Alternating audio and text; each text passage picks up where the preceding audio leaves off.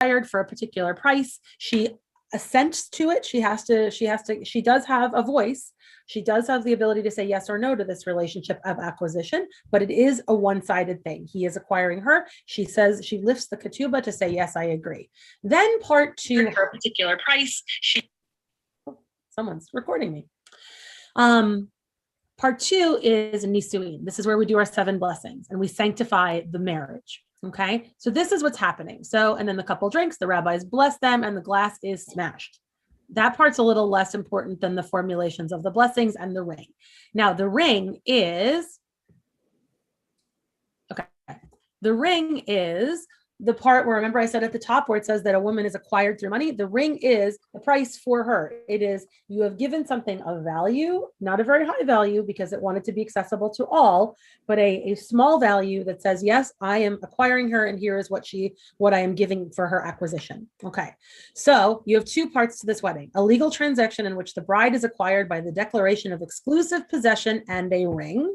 There's a declaration, that's the, behold, you are made holy or separated out for me. And then a liturgical celebration, the Sheva Brachot, the 7 blessings, that associates the new marriage with a covenantal reconciliation between God and Israel, and more personally, a covenantal relationship between 2 loving commandments, 2 halves of one whole, a tikkun of creation, all the stuff you guys put out there. So you have 2 parts that are a little bit at odds with each other. And this is where I'll turn it over to Rabbi Dan. There are some problems here, this imagery of acquisition. And for some, there's this juxtaposition. The first half is you're saying thank you to God and thank you for this legal transaction where the woman is acquired for your use only. I know use isn't the right word, but for your relationship only. And it's through exclusive possession made clear with the ring. And then there's this other thing that's not quite in the same spirit, where we are celebrating a loving relationship of re'im ahuvim, of loving companions. It doesn't feel like the 2 parts of the ceremony even really go together. And with that, I will turn it over to Rabbi Dan. Well, thank you. I want to pick up with so what we're going to do, by the way, the plan is that we'll go through some of this stuff, jot down questions or put them in the chat and things like that. Put questions that you might have in the chat about anything that we say, and then we'll bunch them all up and address them at the end, unless it's sort of a like point of clarification as we're going along. I'll look at all the roots of how we got to what Rabbi Sisi just described, which is which was the nuts and bolts of a traditional Jewish wedding. There are comparatively few words in the traditional script, as it were, for a wedding, as opposed to everything else in Judaism, which has lots and lots and lots and lots of words. But this has comparatively few. So where does it all come from? It all comes from, I put the source sheet that I'm going to put on the screen in the chat, so you can look at it either way. I'll put it on so you can see it. The first place we start is in the Mishnah. The Torah has weddings, and the Bible has weddings in it, but we never really see a wedding ceremony, as it were, and it never describes it. The Torah will throw out any number of laws, but it never actually describes how you get married. It somewhat curiously will describe how you get divorced, but it presumes marriage without ever actually explaining it. So it's left to the sages to explain how we affect a wedding. So if marriage is supposed to be sort of, as we mentioned before, a partnership of respect, where you have a soulmate, you love and like each other, have equality of sharing and covenant, all these things, how does the Mishnah, the first Mishnah on weddings, begin? Isha niknat b'shlosh drachim. What Rabbi Sisi mentioned earlier, a woman is required in 3 ways. She acquires herself in 2 ways. She is acquired through money, through a document, or through sexual intercourse. I'll pause there for a second. That's what the Mishnah says. So first of all, note that the term used, and this is picking up on occasionally when the Tanakh will reference a marriage or a man finding a wife, the language of kinyan, of acquisition is used. So the dominant metaphor in traditional halachic marriage is just that. It is acquisition of a woman by a man. So, and it says so that takes place three ways: through money, which can be, we'll go through money, like now that's represented by the ring, through a contract, Ketubah, or through intercourse, which is yichud, like after the wedding, in a traditional wedding, after the couple leaves the chuppah, they go off to a room alone, and the assumption is that if they're in a room alone, they're having intercourse. Now, back in the day, that probably actually happened then. Now people tend not to wait, because they've been waiting this long. But this,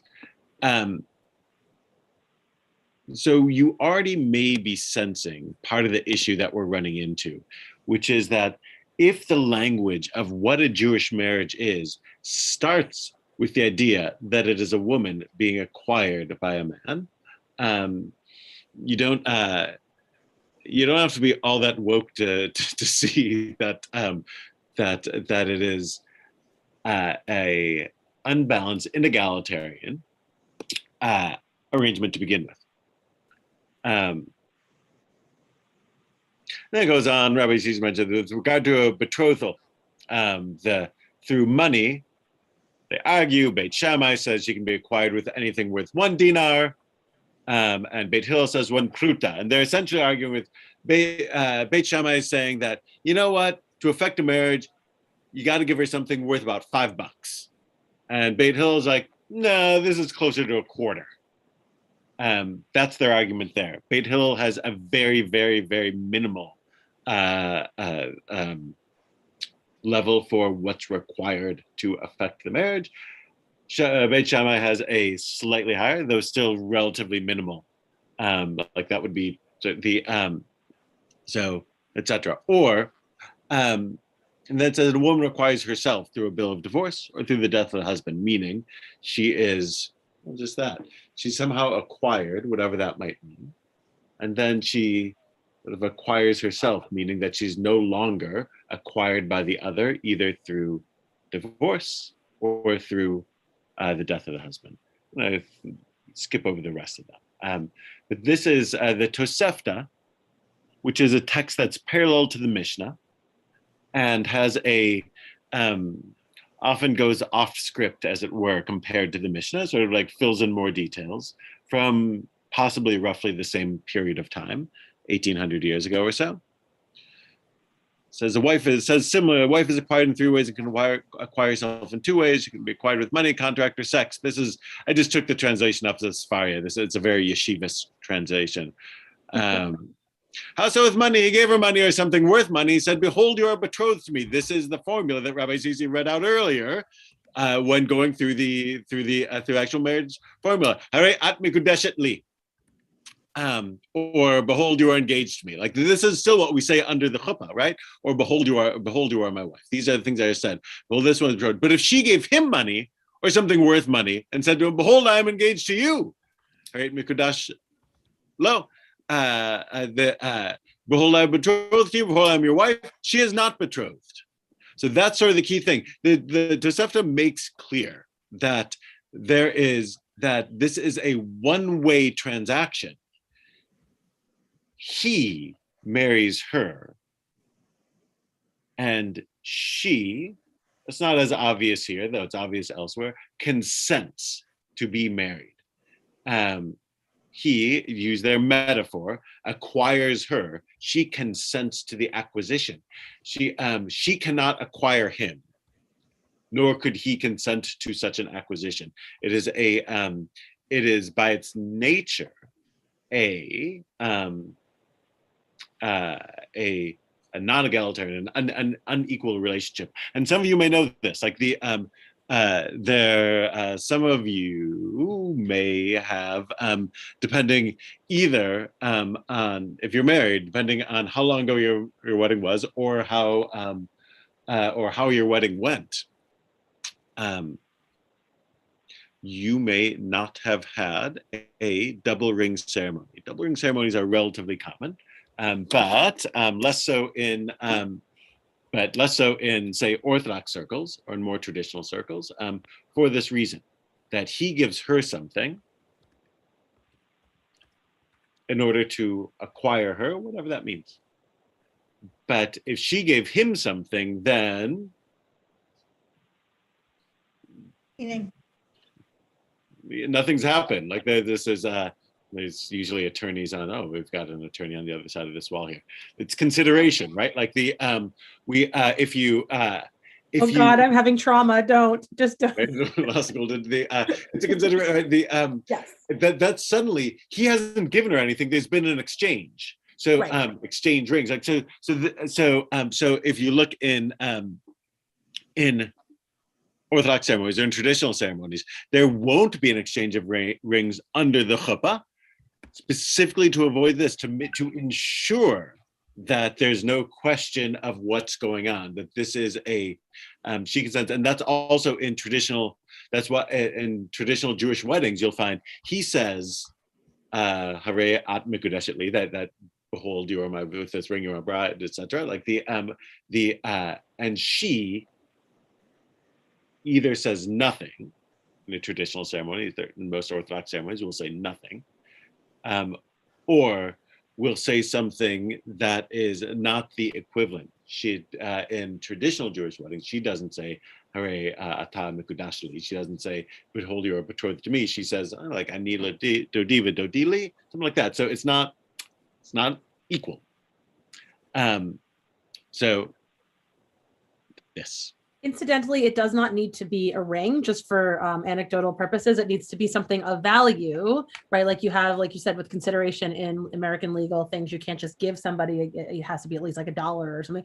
But I do know one couple that instead of a ring used an iPod, like an actual iPod that was given from the husband to the bride.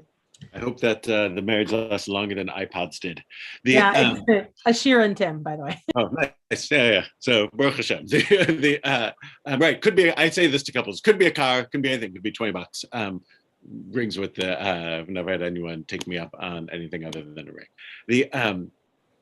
That's, by the way, traditionally it's supposed to be smooth and things like this. That's so that she can accurately assess the value of it. If it's a stone, maybe it's fake. Who knows? Like the idea is that somebody can accurately assess the value. So, how do we know that marriage works this way? That it's an acquisition. That it's not equal if the Torah doesn't describe it. So one way we understand it is by you can understand. Sometimes you understand how something works legally through how it is undone. You understand how it's done through how it's undone. So the Torah, of course, famously has this passage in Deuteronomy about ki yikach, that's our word, if a man takes a wife, right? Like sort of, and possesses her. Really here, it sort of has a sense of has sex with her. She fails to please him because he finds something obnoxious about her. Lots of different ways you can translate it, but that's basically the sense of it. Lots of Talmud and discussions about this. And he writes her a bill of divorcement, hands it to her, sends her away from his house. She leaves his household, becomes a wife of another man, etc., etc., etc. Here, this is the source. Like it's a one-way thing. So again, like he writes a bill of divorcement for her, i.e., and not her to him. So again, not equal. This is our problem of agunot, of women who can't get out of bad marriages. But he's the actor. He has agency, and she sort of doesn't. He writes the divorce. She receives it. She doesn't give it to him, and he receives it. It's the other way. In each case, at the beginning and the end of the marriage, you see in the Torah's conception, he has agency. She consents. And the Mishnah makes this clear. The man who the man who divorces his wife is not like the woman who is divorced. As woman is divorced, whether or not she wants it, whether she's willing or unwilling. Conversely, the man divorces his wife only willingly. He cannot. He affects it. It's up to him. It's this is the essential sort of like structure of traditional Jewish marriage, which is a non-egalitarian arrangement. So this is sort of like our, this is our problem. That we have desire to conserve a tradition. That is why it is called conservative Judaism. We have something that really taps into something transcendent, truly transcendent, which is a marriage ceremony. There is nothing like a marriage. And there's nothing like going to a wedding. And you know it's powerful because people still do it. And again, more people want to do it. Amazingly enough, like that there's a sense of that even though like it's a social or religious or legal arrangement, that this is something uniquely powerful. And so for somebody like me, there's a humility that says, don't mess with this, because this is clearly bigger than anything else out there, because this is, sort of like society, all of society is based on having, like stable familial arrangements one way or the other. This is part of that. And we have something that really ethically rubs, I'm guessing, each one of us the wrong way, which is a fundamentally non-egalitarian structure of he's acquiring her. Obviously, here in this whole conversation, we're talking about heterosexual marriage. You see for same-sex marriage how the structure barely even would make sense. So, setting aside even the issues of heterosexual marriage, of same-sex marriage, just an heterosexual marriage. Then one last text by way of transition as we leave this, which is from Dr. Judith Hoffman. Talks about the Ketubah. The Ketubah famously is a way to guarantee that the woman has protection in a society where she otherwise wouldn't. He can't disappear. There's a lien on his entire estate. He has to support her even in case of divorce. The Ketubah, of course, is less a marriage contract, or it's partially a marriage contract. It's also a divorce contract. It's a way of saying that even if we divorce, I, male, will support you till to the shirt off my back. Which, by the way, the shtar that is referred to in the Talmud is not necessarily the same thing. That document is not necessarily the Ketubah. So, right. Yeah. So here, Hauptmann writes, what does the Ketubah tell us about social structures? We learn from it that a married woman is dependent upon her husband and needs to have her rights protected, right? That's the whole point of the Ketubah. She's vulnerable. If he disappears, she can't earn a living or get remarried. In a polygamous society, he can get remarried. And of course, he can earn a living because, this is, this isn't the West for the last 50 years. This is the rest of history and most of the world today. We learn from that a married woman is dependent upon her husband and needs to have her rights protected. No Ketubah is written for him, not because he has fewer rights, but because he had, in the past, all the rights and resources. He alone makes promises to her, whereas she makes none to him. That in the traditional Ketubah wording. So even though the Ketubah guaranteed many rights that women would not have had otherwise, still the married woman's need to have a Ketubah drawn up for her indicated very clearly she was under her husband's thumb. He controlled all the finances and could dole them out to her as he saw fit. Like this, of course, this is part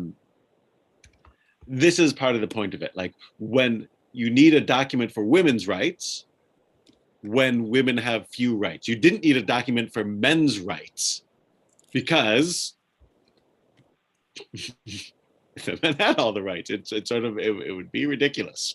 By the way, there's a modern parallel here that you may be able to link to in your mind. But the key element here is we only needed a document to protect women, for obvious reasons. That's the way society ran. That's our background. The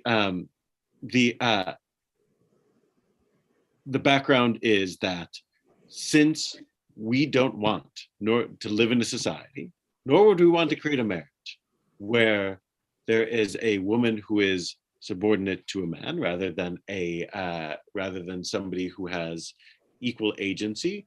If she wants to lessen her agency, that's her choice. If he wants to lessen his agency, that's his choice. The point being that the metaphor of her having not equal rights and not equal agency is morally problematic. And the entire structure of Jewish weddings are based on this. So, given the change in society, which we view as a positive change, given the change in our values, which God knows we view as a positive change, what can we do with this? How can we maintain a sense of the power of a Jewish wedding and try to fix this problem of the acquisition? That's it. Well, one of the things too, Go ahead. I have a question for you. So right, we talked a lot about why we need to change it, but what are the stumbling blocks as to what, right? You don't just change halakha, right? What are some concerns that if we take out some of these things that are part of the trappings of a Jewish wedding, right? What are the concerns that we have from a legal standpoint about that couple? Right. So Lisa just like threw in like, we'll just make the promises binary. So like that's one option. Though again, like the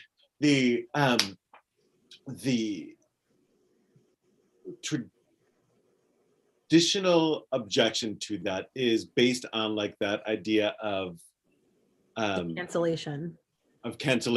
That if I'm buying, leaning back off my head, maybe that's a sign. If I'm buying something from you, then I have to give you money for it, and if I give you $100 for your iPod, and you give me $100 in return, then no transaction has taken place, right? If the Torah and all of the codes seem to indicate that acquisition is how it happens, how a marriage is affected, then how can you do it otherwise? So one, the structure of the ceremony is this way, and two,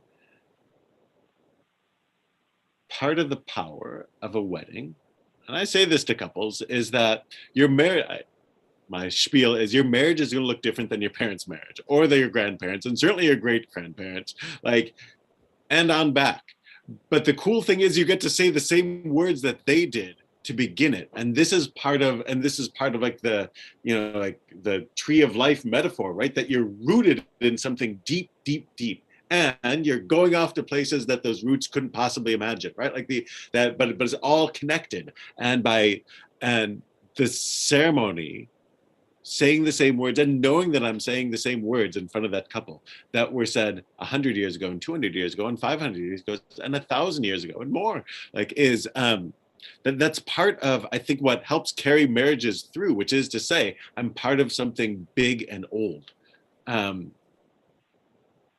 is part of the problem, is that tweaking this doesn't feel like eating kitniot on Pesach, which I didn't do anyway. I feel that there's more of a, so I had this actually, I'm going to just sort of nudge you on this, because I think I feel a little differently that, I had an argument with someone once that they're like, oh, we eat kidneyot on Passover because that's what we always did and it's tradition. Feels safe because you're not hurting anyone. Whereas here, yes, you're upholding this big marriage thing the way it's always been done, right? The way we always did it, Monster. But then at the same time, there's no space in that. Not only, and interestingly, I'm going to put a clause within a clause here. The conservative movement handled same-sex wedding differently, but similarly to this question. But when you start to chip away at it, there's a lot of people who are excluded from that formula. People in same-sex relationships, people who believe in a partnership of marriage, where I didn't know better, but Gabe did not acquire me, property or human or whatever. It does feel that there is something disingenuous about the ceremony we had and the piece of paper hanging on our wall, as beautiful as it is with the Jerusalem skyline on it. It does feel like I'm left out of a conversation somehow, and that there isn't even a way to do that wedding with two men or two women or two people who don't identify as a binary couple. So I think that there is that my research into what same-sex weddings would look like informed my understanding that, well, wait, wedding doesn't really work for anyone. And yes, there is this idea that this is how it's always been done, but quite honestly, how it's always been done is there's a chuppah, you circle and you smash a glass. The Hebrew was kind of ancillary to that from how many people see what a Jewish wedding looks like. So Rabbi Sisi, right. So Rabbi Sisi has transitioned us into part 2, which is what do you do given these issues? Right. So I also do want to point out that there is some concern that we can't just throw it all out. And there is some talk I want to address Lisa's later when we get to Q&A about sort of the difference between what is sort of a secular civil marriage and the trappings of that versus putting holiness into it. But I think that you can't just say, oh, well, let's change the blessings altogether, because there is a concern about what happens if you have kiddushin. This act of kiddushin then requires a get. You can't dissolve a Jewish wedding that has been effected with the right formula, this kiddushin formula, without a get. So if you want, because a get is also problematic, right? Because only a man can give a get, and a woman can be stranded in a wedding in an abandoned woman. So there's a concern for that.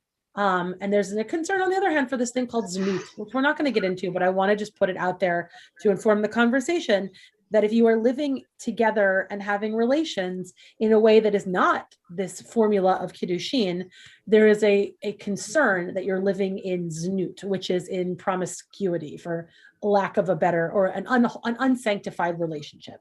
And so a lot of what we won't cover tonight, but there's a lot of ink in these teshuvot about what that is, and do people living in a common law kind of relationship still qualify as that znut thing that we don't want them to be? What are they? So all of these sorts of considerations are taken into effect into what the solutions are, which is where we're going now. On to how one deals with these issues. And part of it has been brought up by changing societal norms over the course, specifically of the 20th century for many years. There's first with how do you solve the problem of agunot, of women whose husbands are unwilling or unable to give them a get. That's where that's one of the first areas, in fact, where the conservative movement distinguished itself in trying to solve a halakhic problem traditionally back in the 20s. And forward, and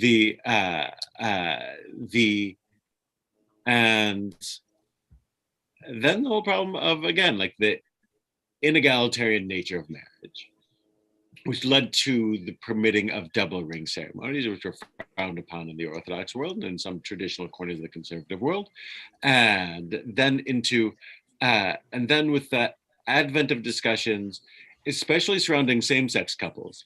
It was like, well, how do you do a same-sex wedding Jewishly, especially if this is a structure, if the structure of a Jewish wedding is this. And then the question, wait, well, would you even want to, if you create an alternative, a way for same-sex couples to get married that doesn't involve this unequal relationship, then wouldn't heterosexual couples would not want the same thing?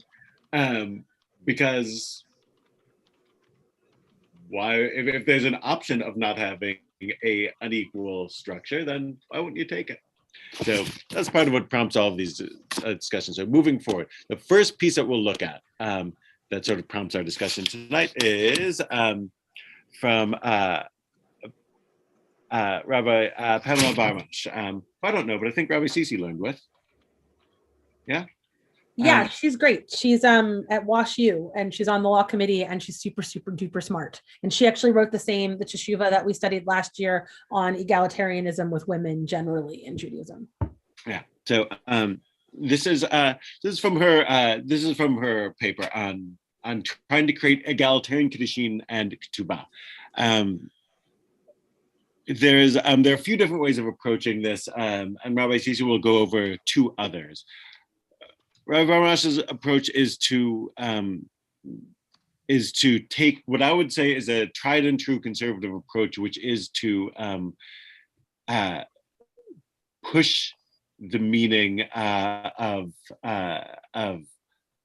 how we've understood things from what has long been the majority viewpoint to what had been a minority viewpoint, and using that minority viewpoint to get to where you want to go. She's going to do it by saying, Kiddushin, the sort of acquisition, doesn't mean what you think it means, and all the things that I said that means. I'm going to pause. Jack, did you want to? Was it a clarification question? I see a hand up. How do I? Oh, I'm sorry, I'm off mute. Okay. No, it wasn't a clarification question. I actually put something in the Okay. chat just now that so far we've been talking about the endpoints of marriage, the beginning of the marriage. We're talking ceremonies here, and I guess that's what the subject matter really is for tonight. Is, I guess, the ceremonies, the beginning point, how you get married and how you get unmarried. But all of the comments that Rabbi Sisi elicited earlier were what happens in a marriage. And it's like that saying that what you see, the dates, the date that someone's born and the date that someone's die, you have those dates, but life is in the middle. So the same is true with the marriage. Yes. And I think the point of what I was trying to convey by starting with that, I think it's beautifully said, is that the beginning point and end point should reflect what you want that middle to look like, or should be a reflection of what that middle looks like. Well, people make it look like the way they want it to look. Some people will, I'd say many people get married and things become egalitarian. I don't know. Maybe they even sway toward the women a little bit within the marriage. But I can also say that, or suspect that in some traditional marriages, it's I don't know. I find it hard to believe that even in what you were describing using the word traditional, that there would be a sense of ownership, that even in an Orthodox household, that the man actually thinks he has some degree of ownership or has an acquisition. That on some level is going to be Rabbi Barmash's, she's going to get there. Let's use that. Yeah. So this is talking about not the process of it, though we like purposely elicited that because those questions, because like there's sort of like a marriage ideally is these things. So isn't it strange for us to frame it this other way that doesn't seem to be hitting on all the things that these soulmate-y sort of points. That can I just make a point to that perhaps not. Perhaps your average Orthodox guy, on shtisel doesn't look and say, "Oh, I own her." But there is still, it's a metaphor, right? As we started with, I used the word metaphor sort of intentionally, that it's a metaphor for the power dynamic being unequal. And in those relationships, I might still make the case that, I don't know if those marriages are the way we imagine partnership and equal partnership to look like. And for Rabbi Sisi and myself, and for any rabbi out there, part of this is for when people come to us and say, I'd like to get married. Without this discussion, there's a little dissembling and there's a little sleight of hand that goes on of reading the beginning of the Ketubah, and people will laugh when I say, reading through the Aramaic and you get to Sha'anu Monim Kan be Livingston, New Jersey. In America Tzfonit, right? Like sort of like that. And then I skip over all the part of him acquiring her and then say Kol Sharir Kayam, and all of this is valid and binding. And if they read it or if they Google it, like what am I selling them? Like what couple? How can I look a couple in the eye? Though I do, and say like this is this is what we're saying under the chuppah, they would more likely say, or like if they actually knew what was going on, there are a number of them, my guess would say that, I don't know that I want this. Maybe I don't want a Jewish wedding, or maybe I want to go find a rabbi who doesn't do this thing that you're talking about. Like and not as a market share thing. I'm saying that as a, are we, like, meaning Rabbi Sisi and I, or any rabbi, like telling young couples making the most important decision of their lives, are we setting them on the right path and pushing them in the right direction if we're maintaining the language of acquisition, and saying, hang this beautiful ketubah on your wall, that says that that's not an equal relationship. I'm going to use this. I'm going to keep moving forward, and then we're going to do more questions at the end. But we have to get to the end. Barmesh says, verse 6. Hope you're looking at the same thing I am. To sum up, the ketubah is a special form of general bilateral contract. She writes in her paper, marriage contracts in the Near East existed long before the rabbis, and indeed long before the ancient Israelites. There were marriage contracts. Because of the social and legal circumstances in which it developed, the position of the husband was favored over that of the bride, which is to say that, of course, society was structured in a way that where the male was in a dominant position. And again, the male was the principal, and the female, the bride, was, I think even Tucker puts it, I think for me at least, most helpful, she's like the adjunct. The ketubah developed from a bilateral contract into a special contract for marriage, in which the husband's privileged role in society meant that the husband took the initiative and the wife had to be protected in case of divorce or widowhood. However, those socioeconomic circumstances have changed, and now it is to a contract between equals that we must go. So she's talking about, like, are you obligated to have a traditional ketubah? And the ketubah has remained largely the same throughout the centuries. And she's saying that it's just an accident of the sociology in a society where he has a superior role. Of course, he needs to give a contract protecting her interests.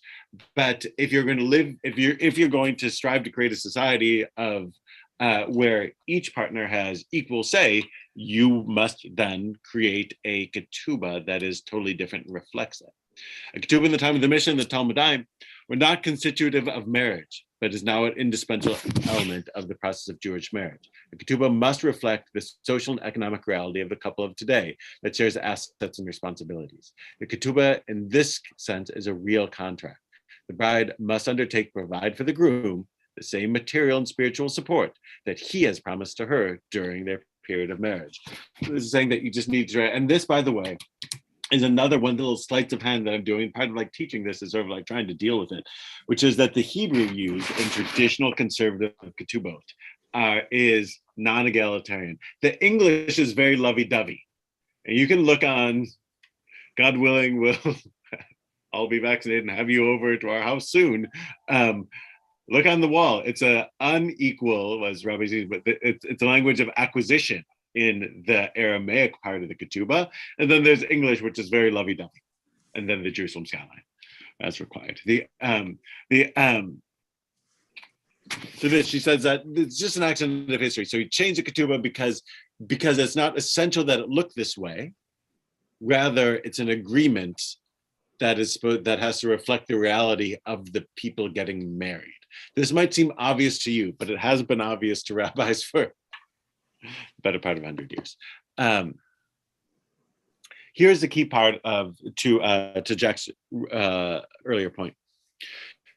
She says, although the language here is of acquisition or purchase, it should not be taken as meaning the woman is acquired the way a chattel would have been acquired or purchased. The woman was not being purchased or sold the way property was.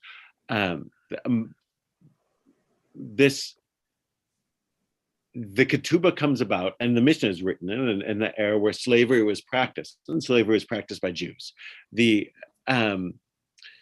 She points out in her footnotes that the she thinks they're to the point of metaphor. Rabbi Barmash thinks that they always used acquire as a metaphor and not as an actual thing. How does she know that? One, the amount that was paid for property would correspond to its value, and it would change depending on its quality and quantity. But here, the use of coins is a vestige of the process of acquisition. It is pro forma. So meaning the amount one pays to acquire a bride is settled, right? It's 200 zuzim. In every ketubah, every equivalent woman is where it's the same. And when you buy something, you pay more for a Lexus than you do for a Yugo. I just got to use that for my standard car, right? Like meaning that you normally buy something and it depends on the quality of the item that you're getting.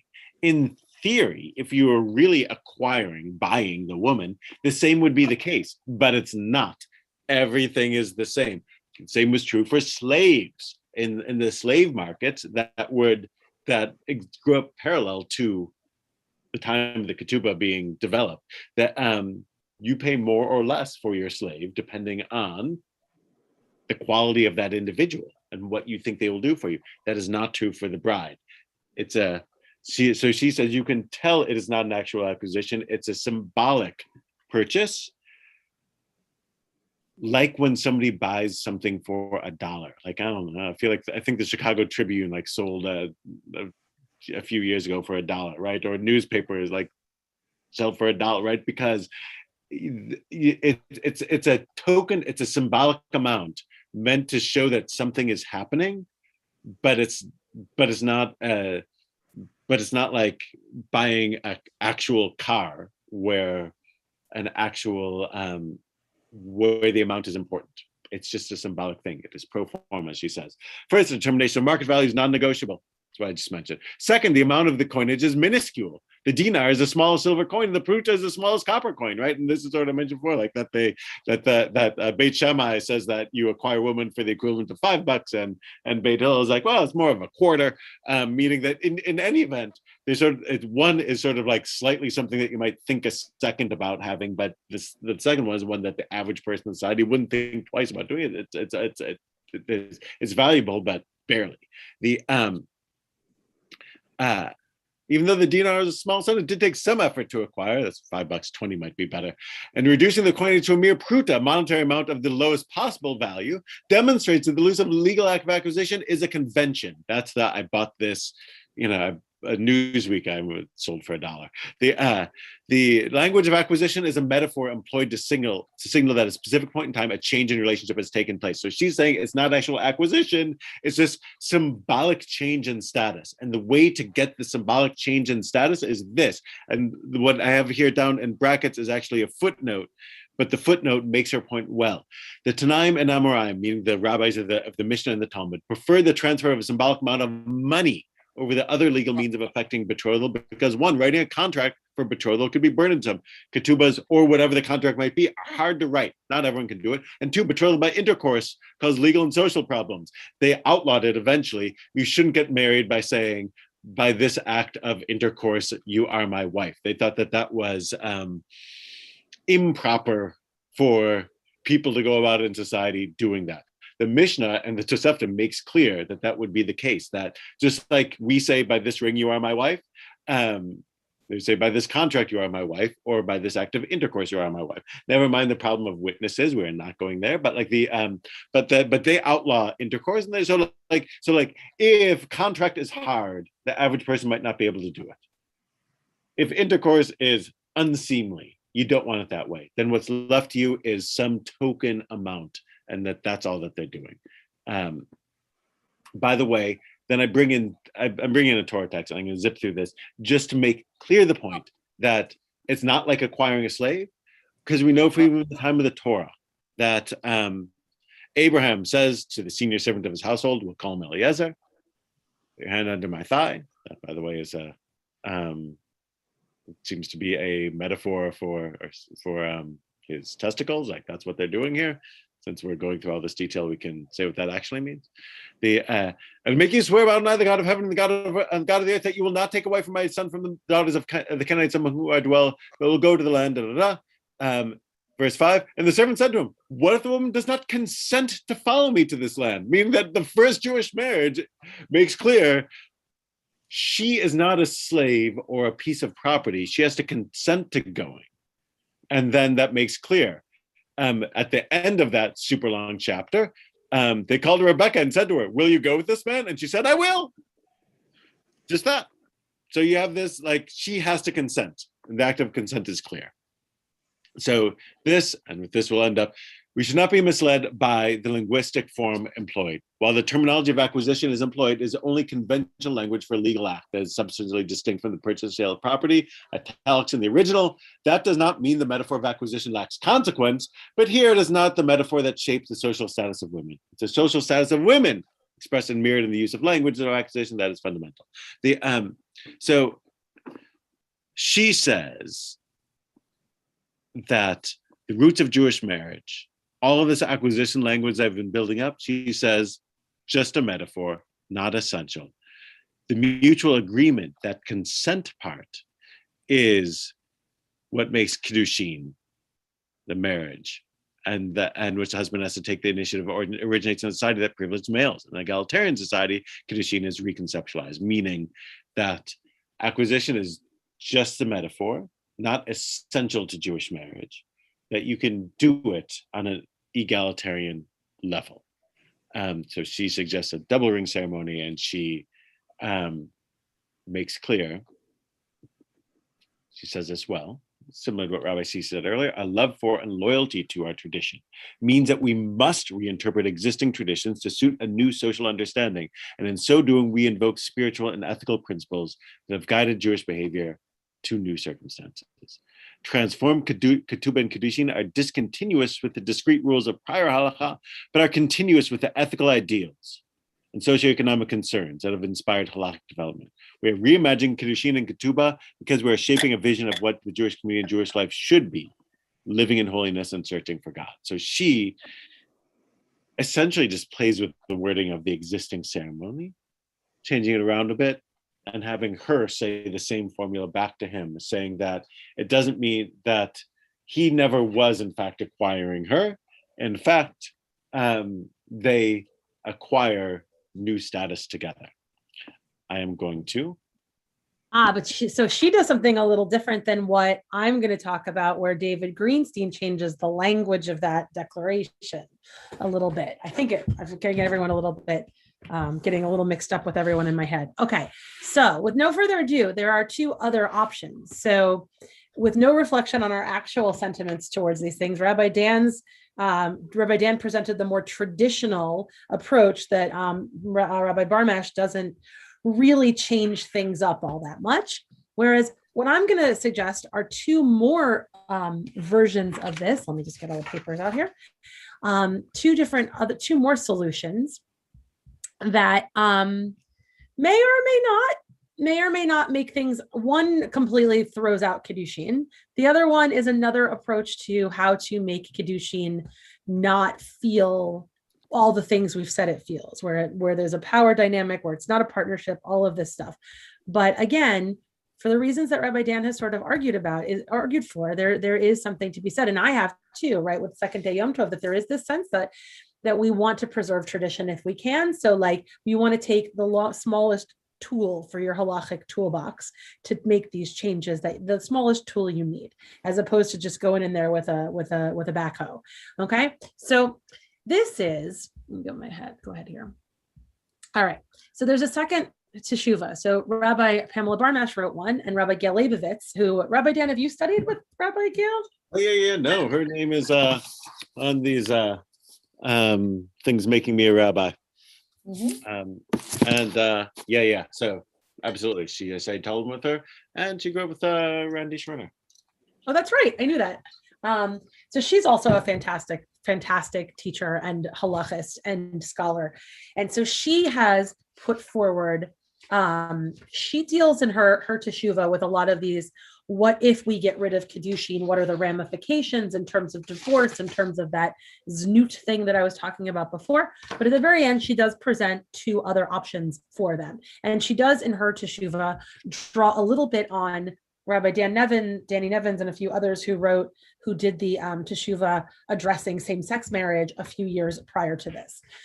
So what does she do? And I'm going to do this super, because of the late hour, I'm going to be a little faster at this than usual. So the first is from David Greenstein, who I forgot a parenthesis there. Rabbi David Greenstein is rabbi at Shomrei Emunah in Montclair, New Jersey. I had the honor of working with him for a year as a cantorial soloist at that synagogue before I graduated from rabbinical school. So I do know he is, grew up in an Orthodox world, but was the head of school or dean or whatever the position is called at the Academy for Jewish Religion in Riverdale, which is a pluralistic rabbinical school. And so he has a very unique take on things. He is very committed to tradition and halakha, but he has also written a number of position pieces on, remember last time or 2 times ago when we talked about interpreting the line in Leviticus about homosexual relations, and he says it's not. He's one of the folks we studied there too. So he's very good at doing these close readings and then turning them around a little to make more sense to our modern sensibilities. That's his approach, which I actually commend him for. I think he does a really good job of it, even though I may not necessarily agree with what he does always. So he says, why retain? He wants us to retain a form similar to Kedushin. And again, a reminder, Kedushin is that first ceremony that we called Erusin. It's what happens at the wedding that makes you exclusive to the partner you are marrying. That whether they acquire you or not, that process makes your relationship an exclusive one. Now, remember, I don't think Rabbi Dan covered this, but back in the day, that exclusivity was not a two-way street. It meant that a man could have more than one wife, but that woman was exclusively that man's. So as you see, part of the issue that polygamy was okay, but not in the other direction. Polyandry was not okay. Which makes the one-way part of the ceremony, and it just hit me when you were saying that, make more sense that she is being made exclusive to him. Why doesn't she say the same formula back to him? Well, because he's not being made exclusive to her. Exactly. So that's why Rabbi Greenstein, similar to Rabbi Barnash, is finding a way to take that traditional formulation and kind of keep it to the best that we can, right? So he says, and I'm looking at this, there really is a profound sense of exclusive ownership that stems from the feelings of love and relationship that are sanctified by a marriage. Moreover, the feeling works in 2 directions, both the claim of ownership over another, as well as the sense of being owned by another, can be equally present and significant. So he is making a case that there is a level of acquisition, and it's not in a property sense. Now, this doesn't sit well with, I think Gail Leibovitz's preference is for the Brit Ahuvim, the second option I'm going to give you. And I think Pamela Barmash doesn't love this either, because it still relies on a sense of acquiring. And they're both trying to make a case that we don't acquire. Something else happens when we marry someone. But, and again, for the sake of, on all fairness, maybe there is a sense that we do acquire an exclusivity. And if that exclusivity is mutual, maybe that does fix the problem. Okay. So, and again, I'm not arguing for one or the other. I'm giving you all the options and where the arguments are about them. If we wish to craft a marriage, this is Greenstein again, a marriage ceremony that is adequate to the basic elements of the relationship it is to celebrate and sanctify, we must seek to give expression to this newly understood sense of acquisition, kinyan. We might attempt to craft a ceremony that is both radically different in message while being only subtly different in form or formula. So he is making the case that the radical change he is advocating is mutuality of acquisition, but the subtlety is the formula changes its itty bitty little way. And what he does here, it took me a little while to figure out what's happening here, and it's kind of brilliant. He picks a formula. So when you go under that chuppah, you're going to say something that sounds like the old formula of Harei at mikudeshet li, like that here, behold, you are made holy to me, but it's not. And it changes the passive voice that you are made holy to me, and says, I am making myself holy to you. He changes the formula, and he actually bases it on something that is that Rambam says is not kinyan. So he's trying to make it not kinyan. It's a now, I'm going to summarize the Rambam. You can read it as I'm babbling at you, but that Rambam says it's not Kedushin if the formula is altered. It is different than Kedushin if you say, I am a wife to you, right? It's like a little bit like the 4 kids and the wicked one changes the language. If you change the language and you say, I am betrothed to you, or I am betrothed to you, or I am your husband, it says right here, anything of that sort is not Kedushin. So what has he done? You have to say, behold, you are made holy to me.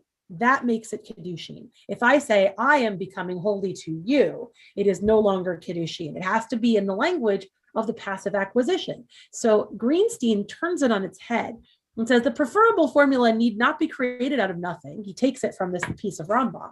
It has been given to us by the halachic authorities. In a marriage between a woman and a man, as each person gives a ring to their beloved, the bride should say, and this is that beautiful little changing of the words, Hare ani mikadeshet lecha. Here I am made holy to you. And the groom should say, Hare at mikadesh lach. Hare ani, I did it wrong again. Hare ani mikadesh lach. I can't read transliteration. I hereby sanctify myself to you with this ring according to the religious tradition of Moses in Israel. The gift of the ring is declared by this formula to exemplify a gift of self. Each is creating a change of status to themselves and dedicating that change status to the other. So they're changing their status. It sounds like Kedushin, but it's not Kedushin. So it doesn't have the effect of acquisition that the original Kedushin has. Now, he's also then going to say, because it's not Kedushin, what do you not need at the end of the day? In order to dissolve this relationship, it's not Kedushin, so you don't need a get. So he's taken away the one-sidedness where only the male partner can give a get. So you have this other formulation. It's based on Kiddushin, feels and tastes like Kiddushin, but isn't Kiddushin in the end. It's like Diet Coke of Kiddushin, which arguably doesn't taste like Coke. But anyway, all right. But what makes it binding? So why is this an okay, acceptable thing?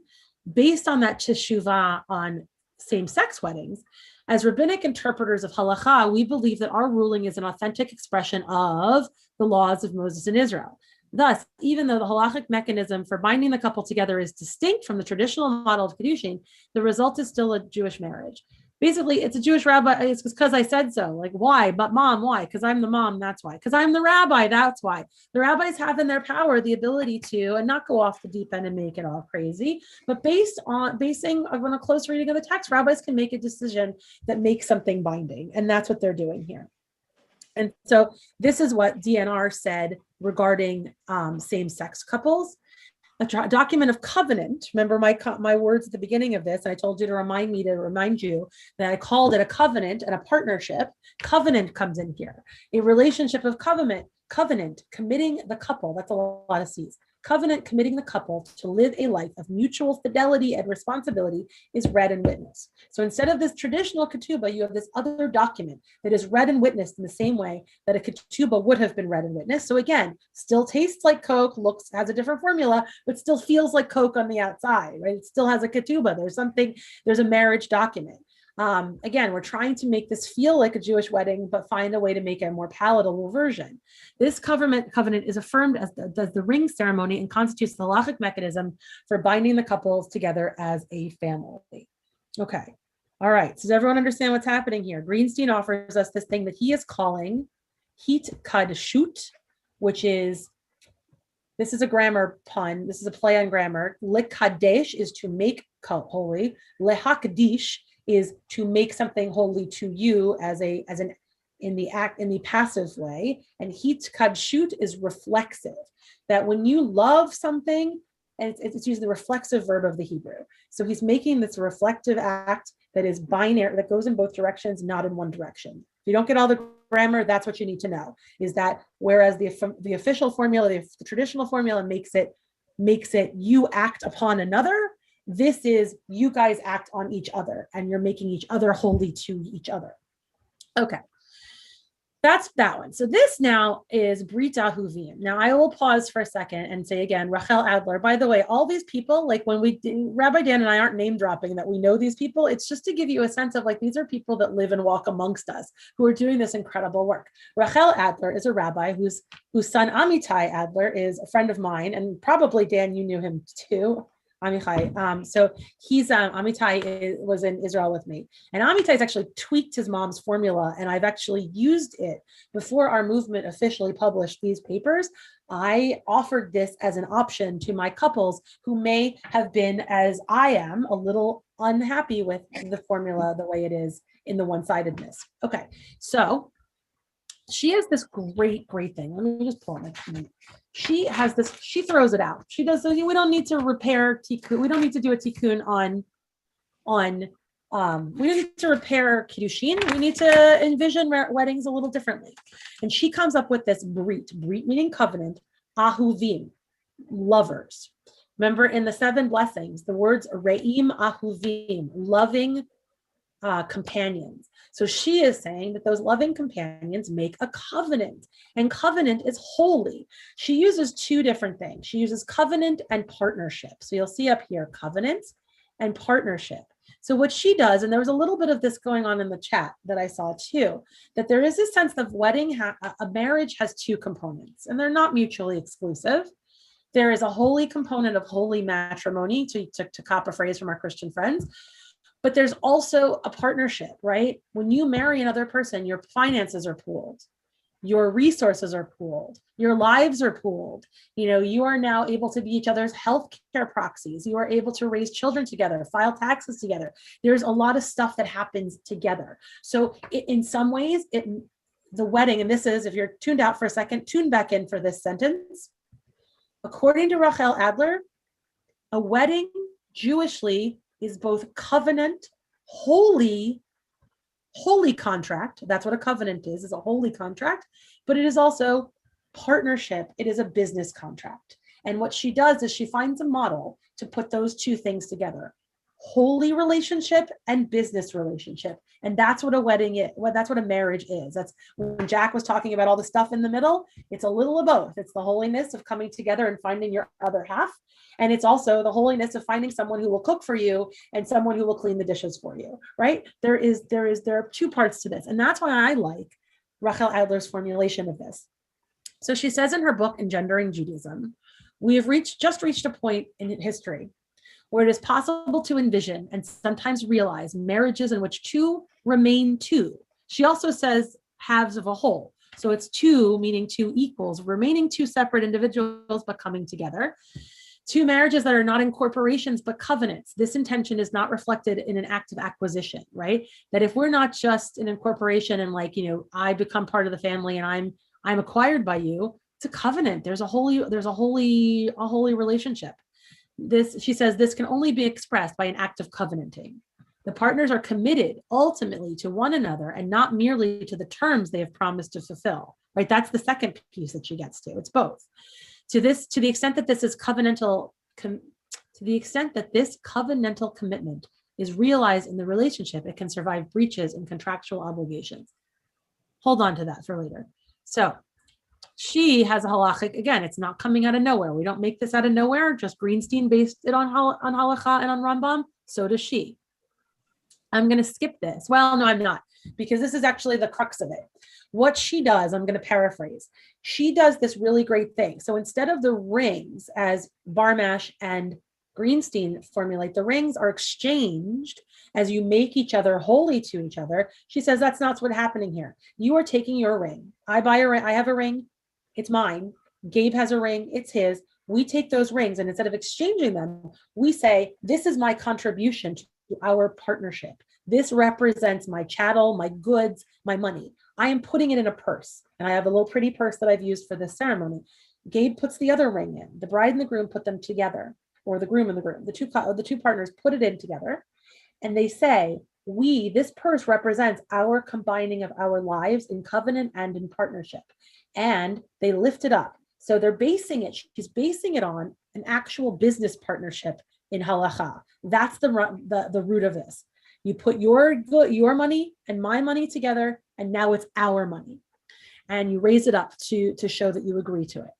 So she takes this model and says it's a partnership that for the legal basis of the contractual aspects of this Brit Ahuvim. A partnership is formed by mutual agreement, and each partner has the power to terminate it. The partnership, just like in any business relationship, equal partners have the ability to terminate the relationship in any business relationship. The partnership is regarded as a kind of property in which the partners have invested. Consequently, each partner acquires legal obligations for maintaining the partnership, right? So, right, this is what she's saying. There is, however, a form of kinyan that was used in ancient times exclusively for partnership acquisition, symbolically pooling resources in a bag and lifting it together. And this is what I love about this, the ingenuity of this. This gesture could not be mistaken for the acquisition of Kedushin. Each partner places an object of some value in a bag, provided for this purpose, perhaps specially designed or decorated. These may be objects that are especially eloquent of their owner's personalities. Along with these chosen objects, or instead of them, each partner may put the other's wedding ring in the bag. This way, the rings are acquired specifically as tokens of the partnership. So, again, it looks and walks like a regular ceremony in that each of us exchange a ring, and that ring becomes an emblem of the relationship we just entered into.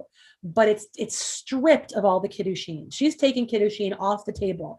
Unlike Barmash and Greenstein, it's no longer Kiddushin. It's something else. And you can say 7 blessings to sanctify this union. You have an agreement in a document, a covenantal agreement document that you can look, that looks and walks like a ketubah, and you can do all of this under a chuppah.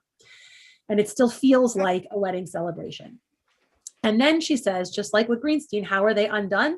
Like with a business partnership, this Brit Ahuvim can be dissolved by either partner. So again, you don't need a get to get out of this. It's not a one-sided get situation where only one partner can determine a divorce or an ending of the relationship. But there is a document signed by 2 witnesses, like any document in Jewish law, and that is what is in that document. So, and here is a version of that document if you wanted to take a look at it. Okay, so what is right? So again, she's using the metaphors. Remember the metaphors that we are using to reflect what an actual wedding looks like, all the stuff in between. Brit, covenant, invoking God and love of Israel, the God-loving relationship, the divinity of that relationship. Shutafut, a partnership, the business part of the relationship. And it can be entered into as a mutuality. You pool your resources, and those resources can be represented by your rings that you then wear. And then to dissolve it requires also similarly going to a Jewish court and having them dissolve it. But it is equal. One partner can initiate it. It doesn't have to be a particular partner. They both can. That's it. I think that's everything. Yeah, that's the ikar of it. So we have 3 different ways that one can enter into what looks and walks like a wedding, but feels a little more egalitarian for both partners. And I had one last thought. Let me just check my notes, make sure I hit it. Right. So as we go back to what we started with, as we enter into our conclusion and questions and answers, which do either of these 3, any of these 3, speak to those metaphors in one way better than the other?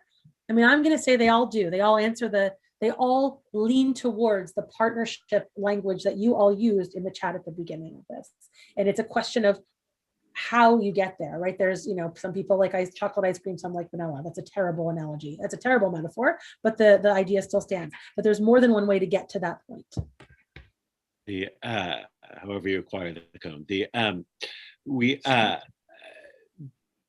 And I'm listening to and speaking through these things. What's unique about marriage is that it's the familial relationship that takes place through a ritual and words.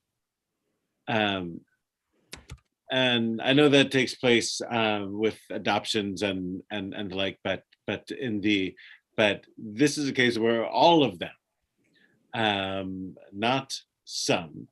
It's not like a parent-child relationship or a grandfather-grandchild or cousins and all these other things. Like this is a formal familial relationship that takes place through words, and so that feels like why all this level of detail? Because we all have a feeling that whatever the whether it's a civil marriage, whether it's a Catholic marriage, whether it's a Hindu marriage, whether it's a Jewish marriage, that people walk into the room one thing and they walk out something different. That's part of what gives it its gravity, and why all of the ink spilled is feels significant. All right, I'm going to pause with all of that. Questions. I don't know what was in the chat. I can't do both those at once. Is our moderator moderating the chat? I didn't know I was necessarily moderating this time, but there's I didn't only a ask few. him to. I just assumed. Like there was a question, does the modern ketubah actually have any effect, or is it simply ceremonial? In the US, that was the purpose of the first uppercase C conservative change to the ketubah, was the addition of the Lieberman clause, a clause in the ketubah meant to have legal effect, to allow to force him to grant a divorce in cases where the marriage hadn't worked out and she was an aguna. And that was the idea, and if I'm not mistaken, it did not hold up in court. So as it functions, It doesn't really.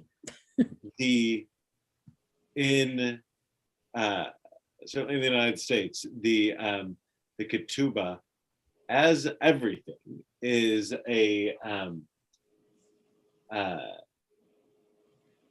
is Jewish and works in the Jewish community and not in the larger community. What makes them married to the state of New Jersey is that I sign the sheet of paper that the state gives me saying that I performed a marriage, and I am a rabbi, is in most states how it works. Most states by now have like loosened up somewhat so that you can get ordained online, and that means that you can do anything. But like There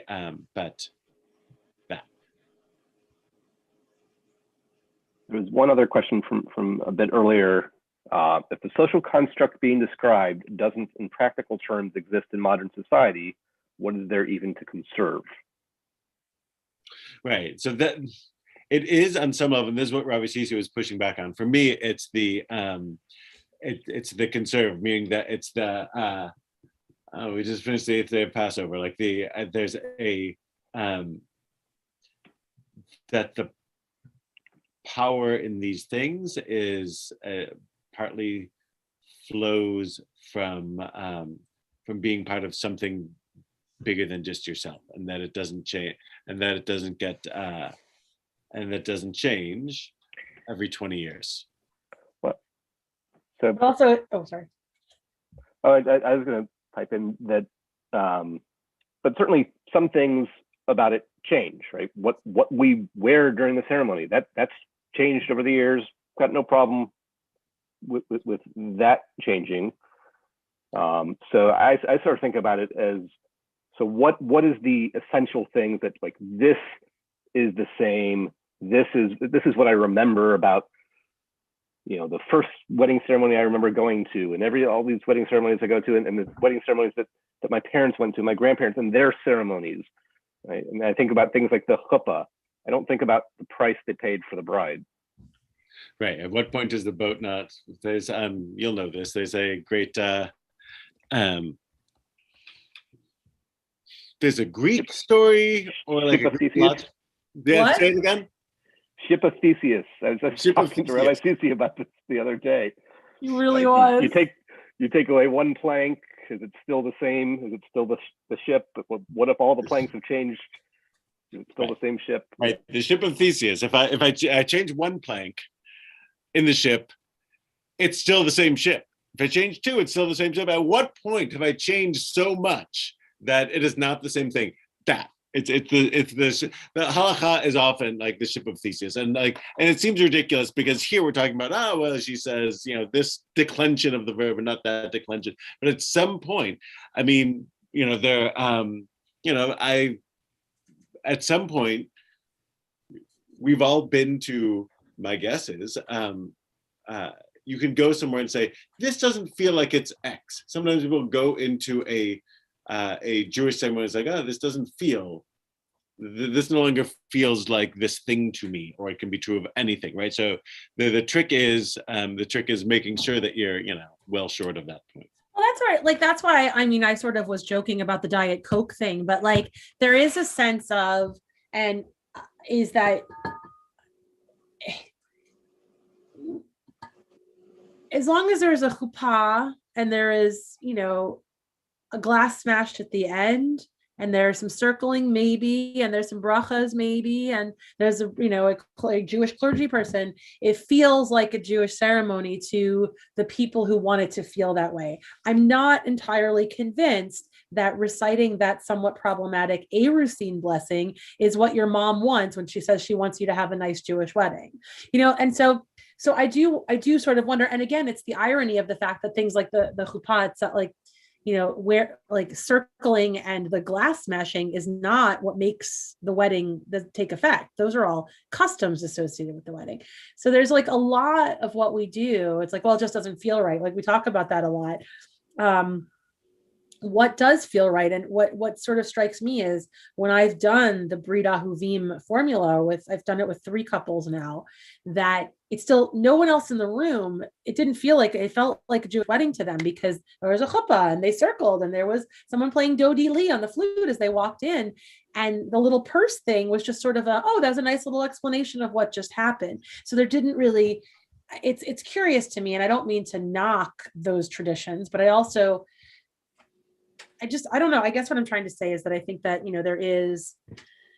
I think it is still a Jewish wedding. I think that there's a lot about what makes it Jewish. And I think that, that 2 people coming together in a covenantal relationship is very Jewish. I mean, that's God and Israel, right? Like that at its essence is Jewish.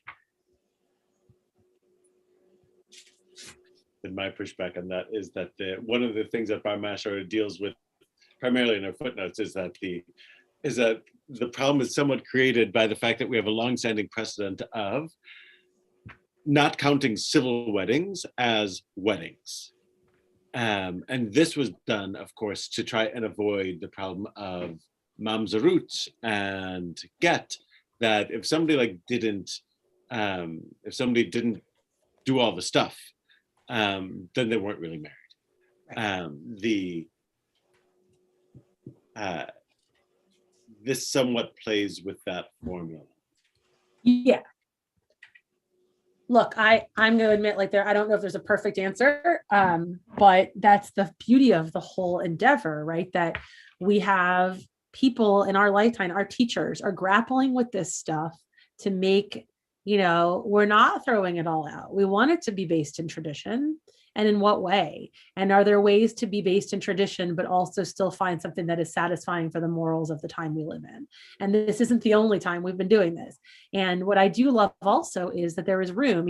Rabbi Dan and I are both we're 2 different people who think 2 different things, but we both think within the same parameter. And within that parameter, there's lots of different ways we can go, which is why the Rabbinical Assembly has different opinions. These 2 different documents are 60-page documents from 2 different rabbis that were both voted on and are both accepted, and they're different. They come up with different solutions to the problem.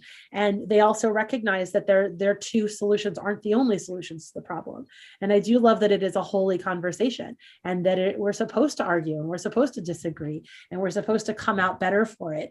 And that's always been how Judaism is. It is not stagnated with one, this is it, and this is the way, right? When I joke about the Mandalorian at the beginning, he's a little bit less flexible in his interpretation of his halakha than I think our halakha would allow us to be. Because there isn't just one way.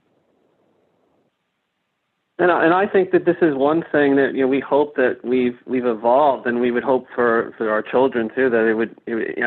I'm not looking backwards in time. I would never wish for my daughter to have a marriage from 100 years ago, 500 years ago, because it's not just a Jewish thing; it's a societal thing. Things have changed so dramatically in terms of what marriage means, and not just the equality, but the idea, which obviously is a huge problem, but I think the whole idea of an acquisition, and it's an act Like to Jack's earlier point, I think, getting married is just the first step on a very long journey.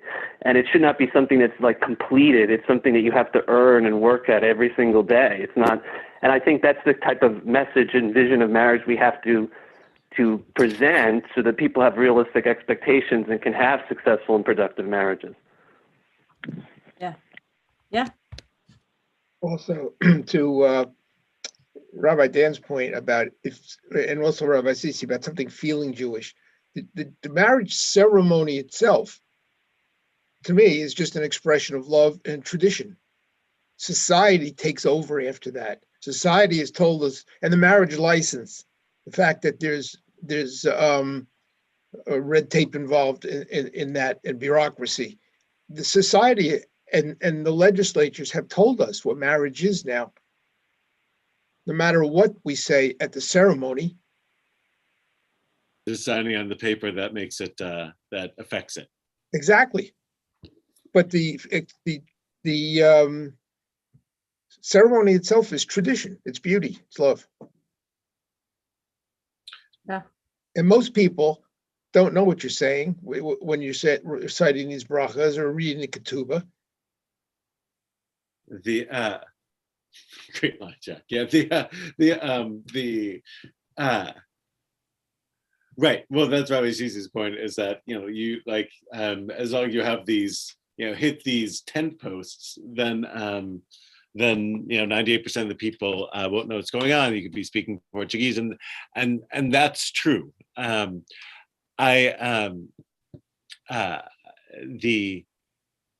As a rabbi, there's also like the feeling of like, I'm the steward of trying to make sure that, again, we make sure that both the tradition is passed down as ethically as it can and as holy with the W as it can, both at once. Yeah.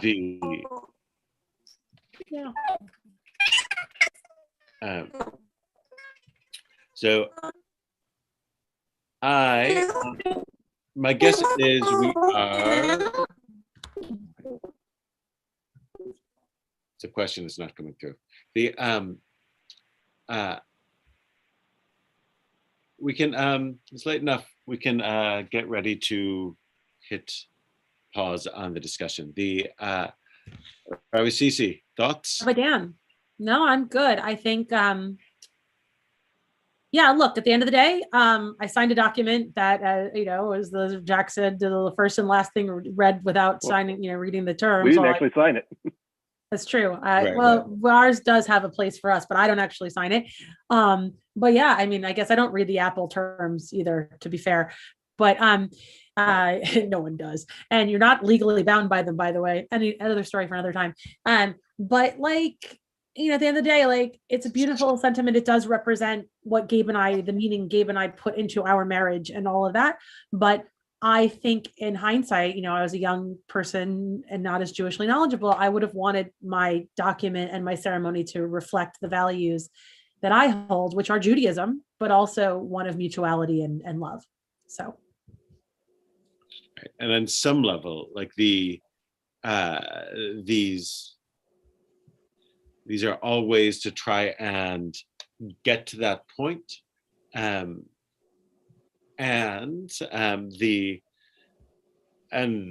part of the pain that stems from the tradition of having it work this way remains, but it remains across the ocean. It remains in Israel, where there are where we can't leave the discussion without saying where the continued monopoly of having only an civil marriage and non-Orthodox Jewish marriage remains illegal in Israel. So people are stuck with this, and they're stuck with the acquisition language and with gets that where the woman is in a decidedly non-equal relationship in an inferior position. That's where it remains a deep issue, even though those legal problems don't exist here. Making sure that we push people in the right direction as they begin this stage of their lives is a worthy endeavor. All right. With all of that, thank you for joining us.